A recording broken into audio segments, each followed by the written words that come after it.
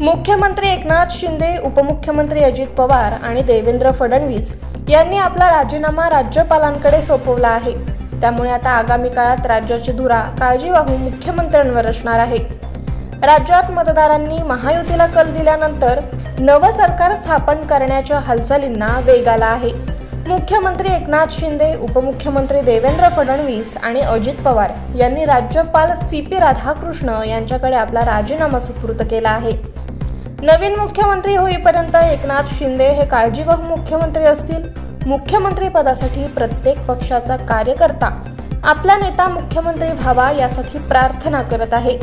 राष्ट्रवादी काँग्रेस, भाजप आणि शिवसेना महायुतीत कार्यकर्ते अजित पवार, एकनाथ शिंदे तर कोणी देवेंद्र फडणवीस मुख्यमंत्री व्हावेत असं म्हणत आहेत। मुख्यमंत्री पदासाठी दिल्ली स्तरावर चर्चा देखील सुरू आहेत।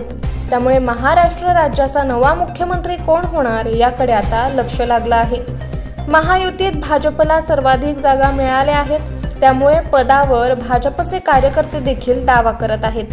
तर एकनाथ शिंदे यांच्या नेतृत्वात निवडणूक लढवली असल्याने त्यांना मुख्यमंत्री करावं असा आग्रह शिवसेनेचे कार्यकर्ते करत आहेत। मात्र नवीन मुख्यमंत्री विराजमान होईपर्यंत एकनाथ शिंदे काही दिवस राज्याचे काळजीवाहू मुख्यमंत्री असणार आहेत। पूर्वा पालांडेसह अजय जोशी, राज्य माझा न्यूज, बदलापूर।